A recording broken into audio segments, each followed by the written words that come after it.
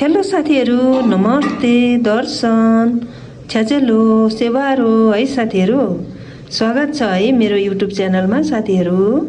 आज म चाहिँ हजुरहरूलाई के बनाउने रेसिपी देखाउँछु भने लट्टे, अनदीको लट्टे है साथीहरू।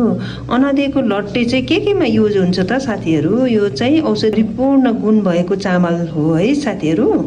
किनकि यसले चाहिँ हड्डीहरूलाई मजबुत बनाउने, सुत्केरीलाई जिउ बान्ने किसिमको चाहिँ यो औषधीय गुण भएको चामल हो साथीहरू। आज चाहिँ मैले चाहिँ यो सुत्केरीलाई खाजा पनि खुवाउने तयारी गर्दैछौँ कि हामी। यही हाम्रो घरैमा बस्ने बहिनीलाई चाहिँ खाजा खुवाउन लागेको, त्यही भएर आज लट्टेको रेसिपी बनाएर साथीहरूलाई पनि प्रस्तुत गरौँ है भनेर चाहिँ मैले प्रस्तुत गर्न लागिरहेछु साथीहरू। भिडियोलाई अन्तिमसम्म हेरिदिनु होला है साथीहरू, किनकि भिडियो अन्तिमसम्म हेरेन भने चाहिँ तपाईँहरूले केही पनि बुझ्न सक्नुहुन्न, के गर्यो भनेर चाहिँ थाहै हुन्न। कति इन्ट्रेस्टिङ कुरा हुन्छ, तपाईँहरूले बिचैमा छोड्दाखेरि चाहिँ एकदमै अपुरो हुन्छ कि अर्थहीन हुन्छ। त्यही भएर चाहिँ तपाईँहरूले पुरा हेरिदिनु होला है साथीहरू। अब चाहिँ हामी घिउ हाल्दैछौँ है। यसलाई चाहिँ मजाले घिउ हाल्नुपर्छ।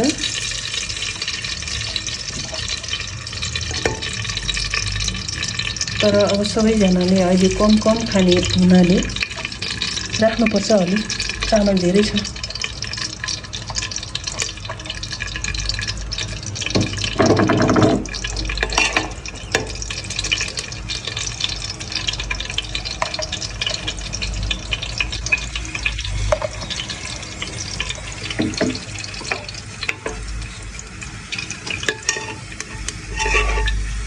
घिउलाई आफूले चाहेको जति राख्न सकिन्छ साथीहरू।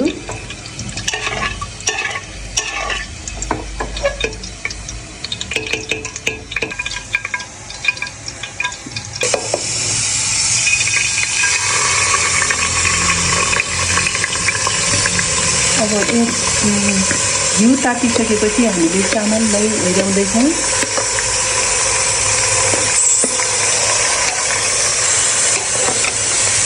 अब यसलाई मजाले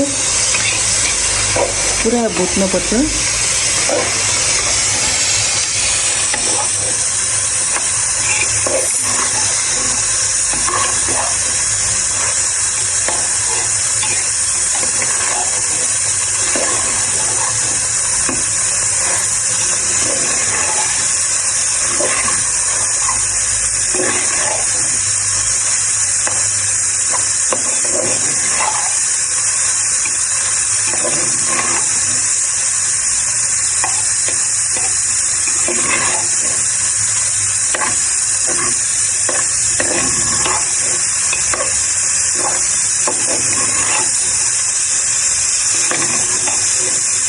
यसै गरी भुटिराख्ने है, त्यसपछि छोप्दै भुट्दै गर्नुपर्छ है।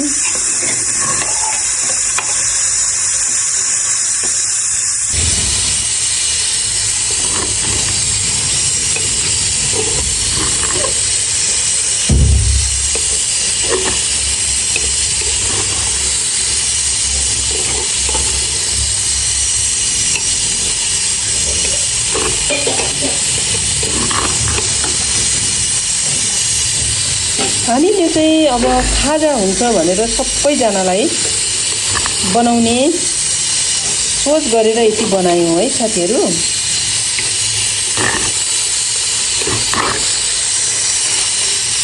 अझ मलाई त यो पुरानो बासी राखेर खानुको एकदम मजा आउँछ कि। यसरी हामीले छोप्दै पकाउँदै गर्नुपर्दछ। अब रातो रातो भयो। अब यसलाई पानी लगाएर यसलाई अब हामीले चाहिँ सक्खर हाल्ने गर्छौँ होइन। सक्खर भनेपछि राम्रो चिज हो, हेल्दी चिज हो होइन। हामीले चिनी चाहिँ लगाएनौँ होइन, सक्खर लगाउने छौँ। चिनी राख्दा पनि हुन्छ, अब जे लगाउँदा पनि हुन्छ है साथीहरू।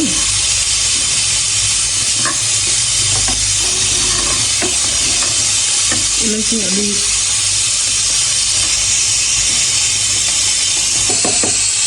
अब हामी सक्खर बनाएर राखेको यो पानी छ यसलाई लगाइदिन्छौँ हैन। फेरि गुलियो भयो नि।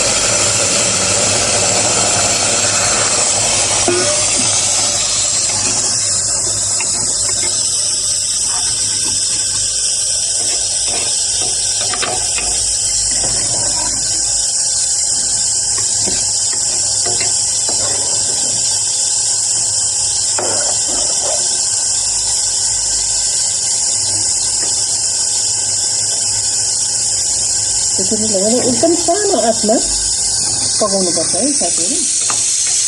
यसलाई अब सानो आँचमा एकदम सानो आँचमा पकाएपछि डढ्दैन। यो धेरै तालिन्छ, धेरै पानी भयो भने पनि राम्रो हुँदैन हैन।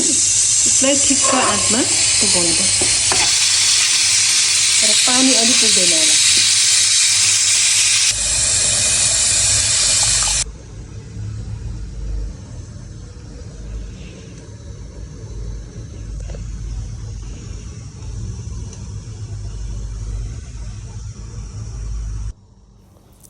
यो सुत्केरीको लागि पकाएको हुँदाखेरि यसमा खुर्सानीहरू राखेनौँ।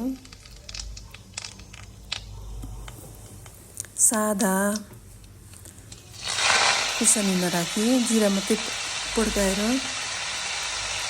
साग बनायौँ। साथीहरू यो चाहिँ चम्सुरको साग हो। सुत्केरीको लागि एकदम लाभदायक हुन्छ यो। यसले चाहिँ दुध आउने, बच्चाको लागि दुध नआएको दुधहरू पनि आउने गर्दछ भनेर जनमानसमा रहेको छ यस्तो कुरा।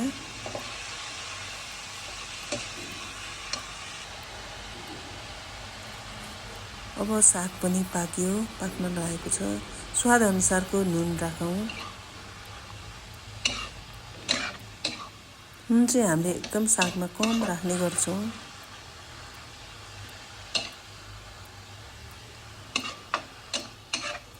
कम नै राख्दा हुन्छ।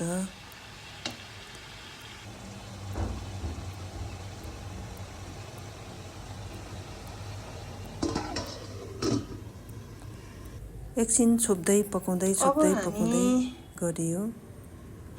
लट्टेलाई हेर्दैछौँ है कस्तो भएछ। वाउ कति मिठो भएछ। वाउ कति मिठो, कति राम्रो।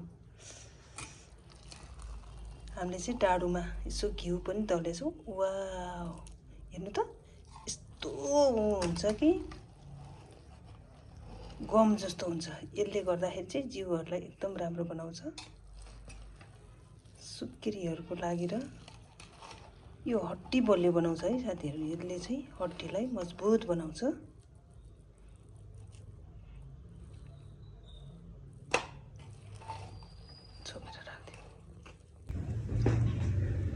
हामीले खाना रेडी गरिसक्यो। आज हामी सुत्केरीलाई दिने यही हो है। धेरै परिकार छैन। सुत्केरीलाई दिने यही त होला नि है। ल है खानु ल।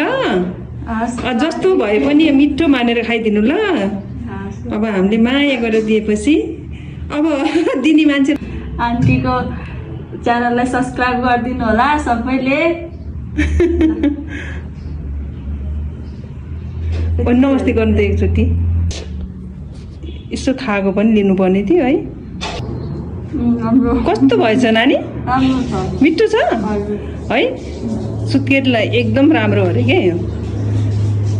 ल त हस् त साथीहरू, बाई बाई।